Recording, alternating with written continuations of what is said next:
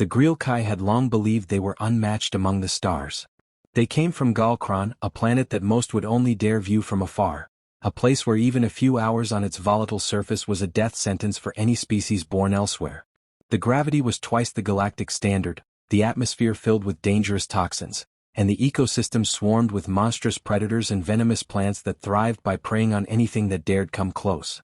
For the Greel'kai, this world was more than just their birthplace. It was a brutal teacher, a ruthless overseer that molded them into the galaxy's most formidable survivors. To the Greel'kai, every challenge Gaal'krann posed was a rite of passage. Their children grew up in constant threat of storms that swept the land with lightning and razor-sharp winds. They trained to hunt creatures that could flatten small ships. Even the water, thick with toxins and parasites, was undrinkable without preparation.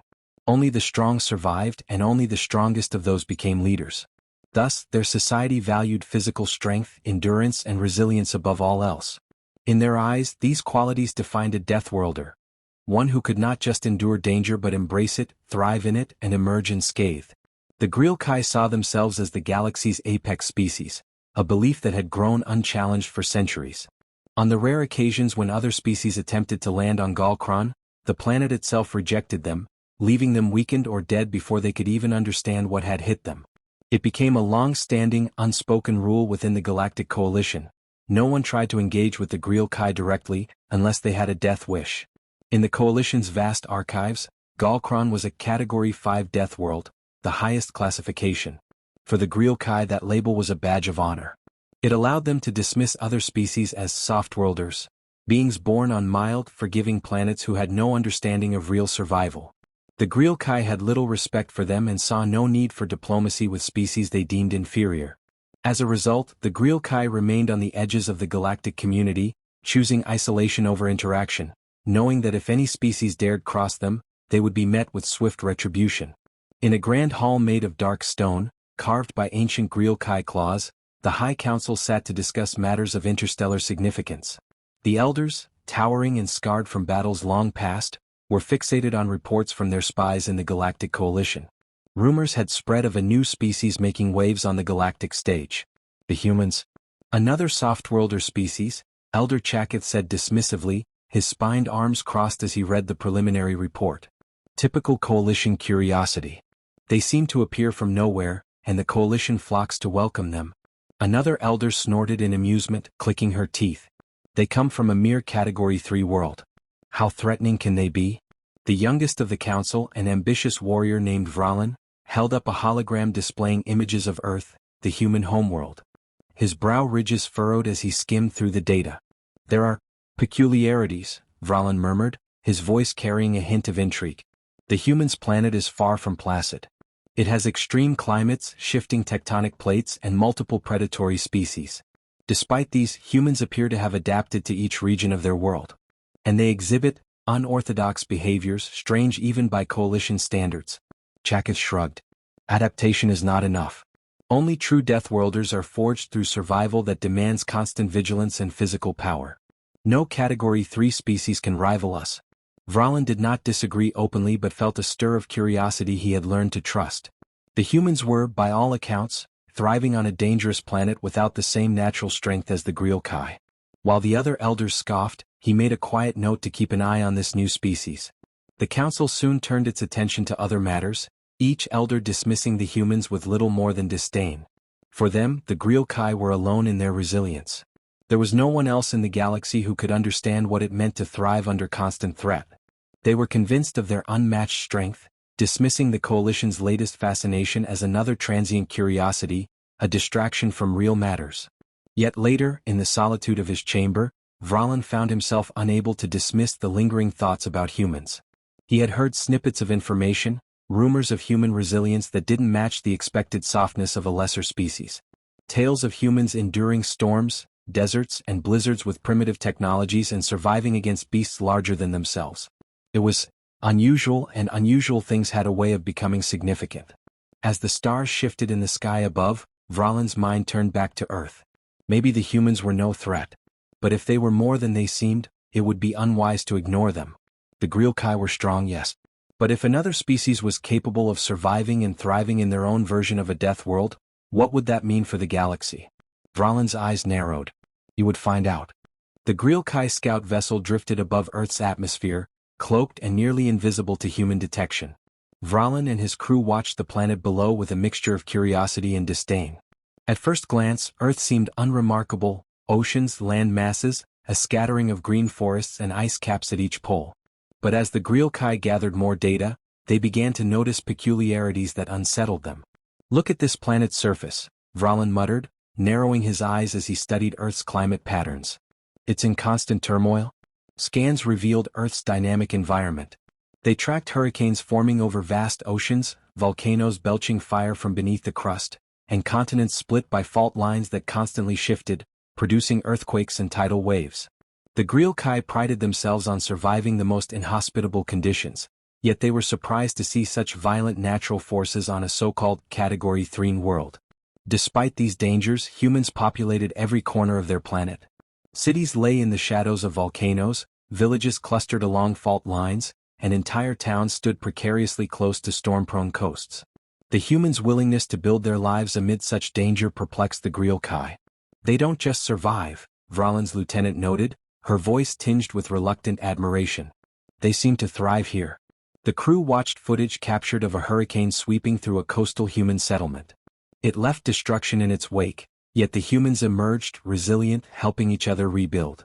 Greel'kai society valued strength and individual survival, but the humans' adaptability and cooperation struck a different chord. For them, strength seemed to mean something more than physical power. Then one day, as the Greel'kai scout observed a mountain range, they witnessed something extraordinary. A small group of humans was climbing up a sheer, icy slope, with no apparent purpose other than to reach the top. The Greel'kai were bewildered. This was a species that appeared to seek danger voluntarily. The idea went against everything they believed. Why would anyone willingly put themselves in harm's way if survival was not on the line? Perhaps they test themselves against their own world, Vralin said, more to himself than anyone else. They seem unafraid. Just then, a human aircraft on a nearby patrol detected an anomaly, sending out a transmission in a language unknown to the Greel'kai.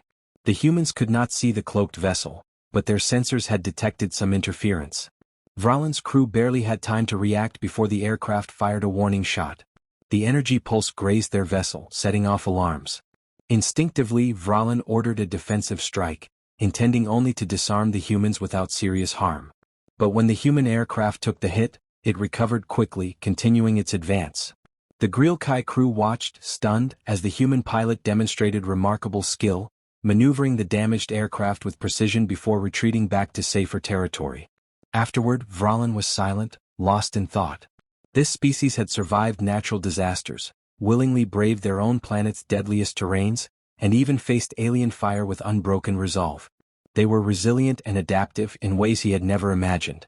Perhaps they weren't the only Deathworlders after all. Days after their initial encounter, the Greel'kai delegation arrived on Earth. Vralin and his team had come to evaluate this strange new species in person, still skeptical but curious. The coalition had arranged a meeting in a neutral location, a vast, rugged landscape humans called the Rocky Mountains. To the Greel'kai, the altitude and harshness of the environment made it a worthy setting, though still mild compared to Gaal'krann. The humans greeted the delegation with a mixture of caution and hospitality. Vralin noticed that, unlike many other species, humans met their gaze without flinching. A figure in uniform stepped forward, Major Elena Torres, who was responsible for coordinating the visit. She seemed fearless, her stance grounded and confident, a quality Vralin admired.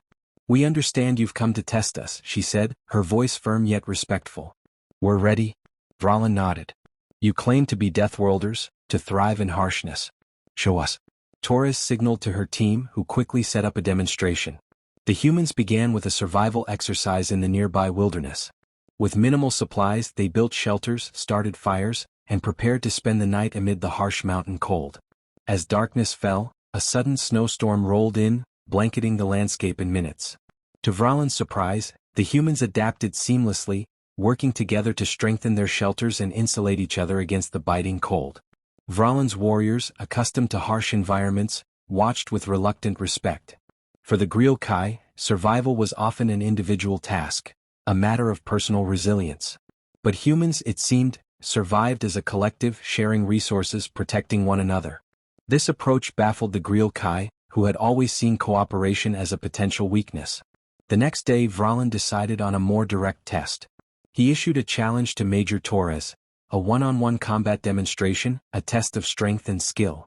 Torres accepted without hesitation, stepping forward with calm resolve. As the fight began, Vralin was taken aback. Torres was smaller and less muscular than a Greel'kai warrior, but her agility and precision were remarkable. She used quick, controlled movements to evade and deflect, staying just out of reach of Vralin's heavier strikes. It wasn't long before she found an opening, landing a strike that made him stagger, if only slightly. It was clear she was outmatched in raw strength, yet her tactics allowed her to hold her own longer than Vralin had expected. When the match ended, Vralin offered a nod of respect. "You are resourceful," he admitted, a rare compliment from a Greel'kai warrior. "Your strength is not only in your body but in your mind." Torres inclined her head, a hint of a smile crossing her face. "Strength means different things to different people, I suppose." By the end of their time in the mountains, Vralin and his crew had a new respect for humanity. The humans were resilient in ways the Greel'kai had never imagined, through cooperation, adaptability, and an unyielding will to survive. For the first time, Vralin saw another species that might deserve the title of Deathworlder. As he prepared to leave, Vralin looked back at Torres. "Perhaps you are more like us than we believed," he said, recognizing that strength was not a single quality but many, as varied as the challenges of a dangerous world. And for the first time he wondered what else humanity might teach them. Back on Gaal'krann, Vralin sat before the Greel'kai High Council, recounting his experiences on Earth. The elders listened intently, some leaning forward, others skeptical, as Vralin described the humans' resilience, their adaptability and their strength, not only physical but mental and emotional. "They are Deathworlders in their own right," Vralin concluded. "Though their planet may not match Gaal'krann's harshness, their approach to survival is unique. They find strength in unity, in creativity, in facing danger together." The elders exchanged wary glances. The Greel'kai had long defined a Deathworlder by raw power and endurance. But the humans' way of enduring their world had challenged those assumptions, suggesting that strength could also be found in community, strategy, and resilience through hardship. Elder Chakatha's gaze was as piercing as ever, though a flicker of doubt had replaced his usual scorn. "You expect us to believe that a softworlder species could match the strength of a true Deathworlder?" he asked, voice edged with skepticism. Vralin held his ground. "They are not like the others we've encountered. They are audacious. Even when outmatched, they fight, adapt, and find ways to survive. When they faced us, they did not cower. And when the storm struck, they survived by uniting, by working as one." Another elder, a grizzled warrior named Elora, spoke up. "Strength and unity," she murmured, intrigued. "Perhaps they've simply learned to use their weaknesses to their advantage. Perhaps that is a strength we have overlooked." The council fell silent. Gaal'krann was a brutal teacher, yet perhaps it had taught the Greel'kai to value only certain kinds of strength, while others went unseen. After a tense pause, Elder Chakath spoke again, more thoughtful this time. "Tell me," he asked, "what did these humans do when you challenged them directly?" Vralin recounted his combat with Major Torres, explaining how she'd used strategy, agility, and skill to compensate for her lesser strength. "She knew she could not overpower me," he said. "But she used what she had to survive, to last longer than anyone else might have. She found strength where there was none, and she fought as an equal, if not in body, then in spirit." Chakatha's expression softened, and he finally nodded. "Perhaps there is more to being a Deathworlder than we have understood," he conceded. "If another species has forged its own path through a hostile world, we cannot dismiss their strength just because it differs from ours." In a rare moment of consensus, the council agreed to extend a formal alliance with humanity, an alliance not based on power or conquest but on mutual respect. The Greel'kai would recognize the humans as fellow Deathworlders and learn from their unique ways of surviving and thriving. As Vralin left the council chamber, he felt a sense of pride and purpose. For centuries, the Greel'kai had believed themselves alone, the galaxy's sole Deathworlders. Now they had found a species that not only challenged that belief but had expanded it, showing that strength came in many forms.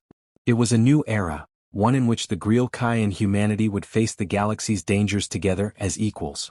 And as Vralin looked out at the stars, he knew that the universe had just become a much more interesting and formidable place.